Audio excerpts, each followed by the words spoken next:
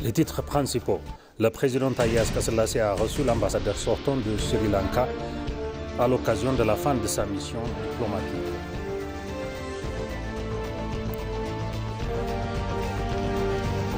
L'ancienne présidente Sahle-Work Zewde s'est entretenue avec le président de la commission de l'UA, Mahmoud Ali Youssouf.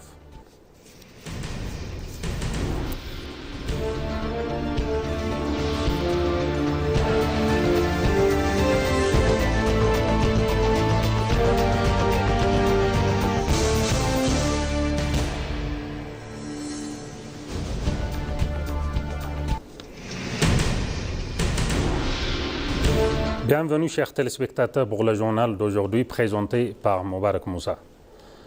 Le président Taye Asselassie a reçu l'ambassadeur sortant du Sri Lanka en Éthiopie, Tashanta Coomarasiri, à l'occasion de la fin de sa mission diplomatique.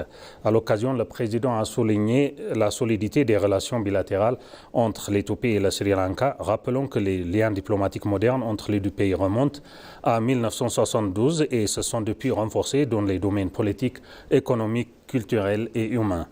Il a également mis en avant l'élargissement de la coopération dans des secteurs tels que l'énergie, l'agriculture et le tourisme, tout en indiquant qu'environ 200 ressortissants sri-lankais exercent actuellement diverses activités professionnelles en Éthiopie. Le président a révélé l'existence d'importantes opportunités pour approfondir davantage les relations entre les deux pays et a exprimé l'espoir de voir Ethiopian Airlines inaugurer prochainement des vols directs vers Colombo, capitale du Sri Lanka. Il a enfin précisé que des travaux sont en cours avec les institutions compétentes afin de renforcer la coopération, notamment dans des secteurs de l'agriculture, des pierres précieuses et de la joaillerie.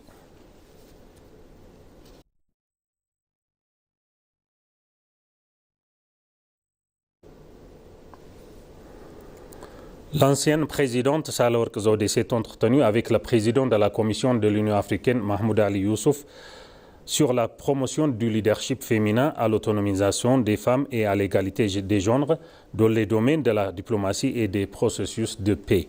Cette rencontre tenue hier matin a permis de mettre en lumière l'importance d'une participation accrue des femmes dans la diplomatie, la médiation et les initiatives de consolidation de la paix.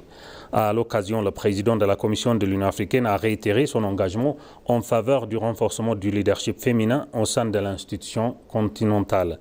Sahle-Work Zewde a pour sa part salué son leadership, notamment sa décision d'appuyer la désignation de femmes au sein de l'équipe de facilitation de l'Union africaine pour la situation en République démocratique du Congo, ainsi que la nomination de l'ambassadrice Moula Moula en qualité d'envoyée spéciale de l'Union africaine pour les femmes, la paix et la sécurité.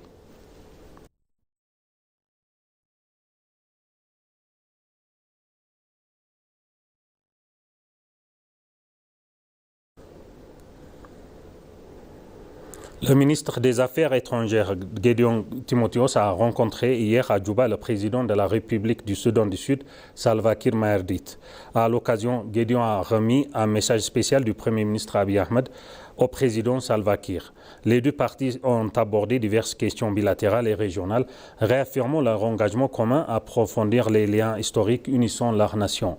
Ils ont souligné la nécessité de privilégier la coopération économique, notamment dans les domaines du commerce, des investissements et des infrastructures, en particulier les réseaux routiers électriques, afin d'améliorer les services publics pour les citoyens des deux pays. Une délégation éthiopienne de haut niveau a également dirigée par le ministre des Affaires étrangères, Gédéon Timotheos, a participé à une série de discussions bilatérales constructives avec le ministre des Affaires étrangères et de la coopération internationale de la République du Soudan du Sud, l'ambassadeur Mondai Kamba. Selon une communication publiée par le ministère des Affaires étrangères sur les réseaux sociaux, les échanges entre les deux pays, les deux responsables ont permis un dialogue approfondi sur les enjeux de stabilité régionale ainsi que sur les dossiers bilatéraux d'intérêt commun. Par ailleurs, les ministres ont convenu d'intensifier leur collaboration dans le développement du capital humain en mettant l'accent sur le renforcement des échanges éducatifs ainsi que sur les initiatives visant à consolider les capacités institutionnelles.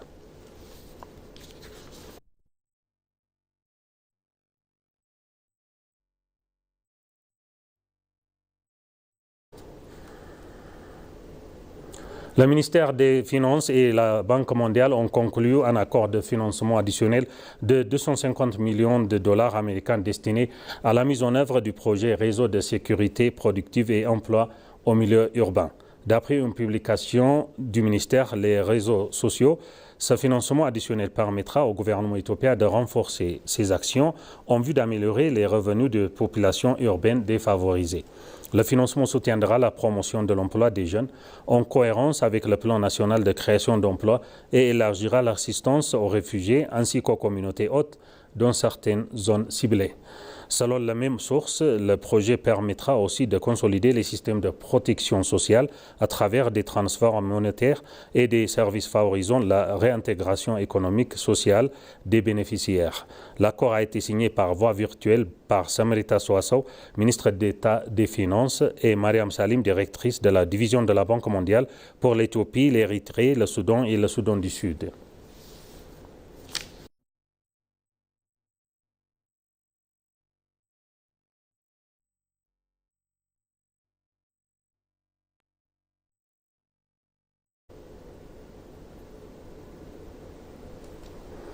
Le commandant en chef de l'armée de l'air éthiopienne, le lieutenant-général Ilma Mardasa, a indiqué que le 90e anniversaire de l'armée de l'air serait célébré d'une manière qui mettrait en valeur l'image de l'Éthiopie.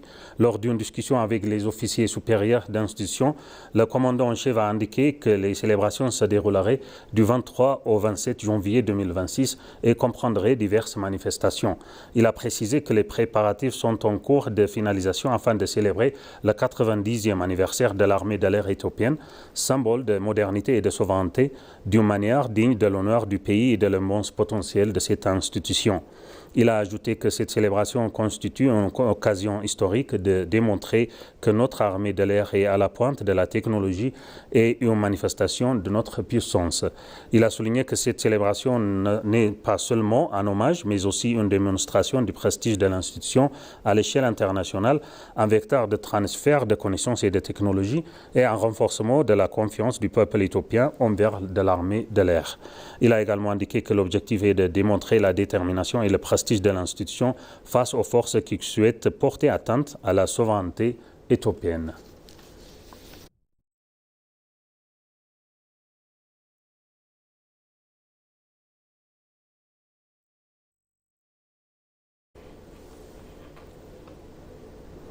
L'Éthiopie modernise et accélère la modernisation de son réseau routier pour soutenir la croissance et transformer le quotidien des habitants.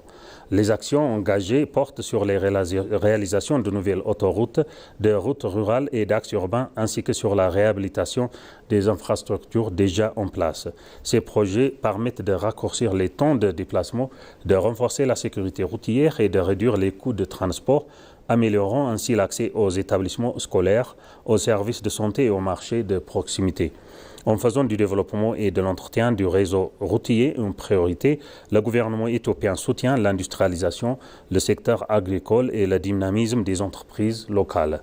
Selon les autorités, ces progrès constituent un socle essentiel pour un développement inclusif appelé à bénéficier à des millions d'Éthiopiens.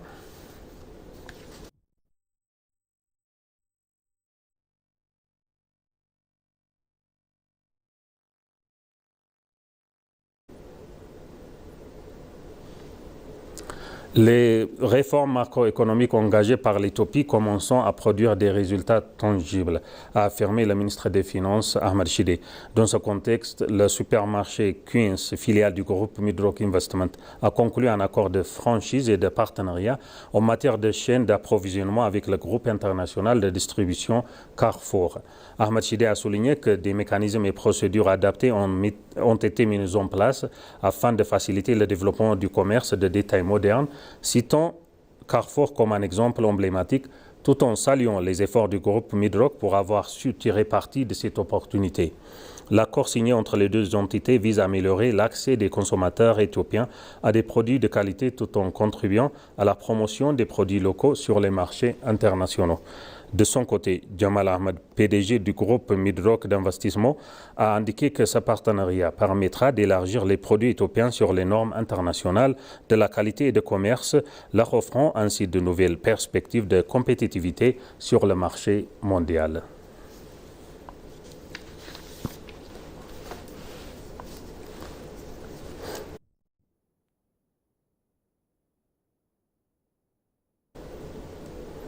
Et pour conclure le journal, la maire de la ville d'Addis Abeba, Adane Tchabebe, a indiqué avoir eu une discussion fructueuse avec Patrick Lasfarag, PDG du groupe Carrefour, et Alexis Lamech, ambassadeur de France en Éthiopie, à Addis Abeba, au sujet des opportunités d'investissement stratégique de la ville. Dans un message publié sur ses réseaux sociaux, la maire a indiqué lors de notre discussion, nous avons convenu de tirer parti des conditions favorables offertes par l'entrée de Carrefour sur le marché éthiopien grâce à l'accord signé avec Midrock Investment Group afin de renforcer les réseaux d'entreprises de premier plan et d'attirer d'autres marques internationales renommées dans notre ville. Elle a également affirmé que les efforts visant à faire d'Addis Abeba un pôle d'investissement et de commerce compétitif se poursuivront.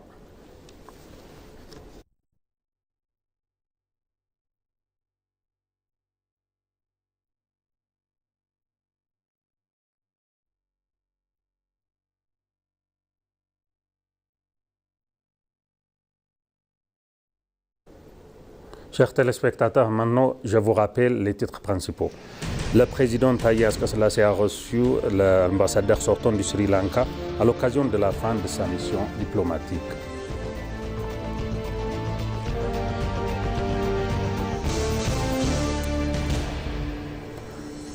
L'ancienne présidente Sahle-Work Zewde s'est entretenue avec le président de la commission de l'UA, Mahmoud Ali Youssouf.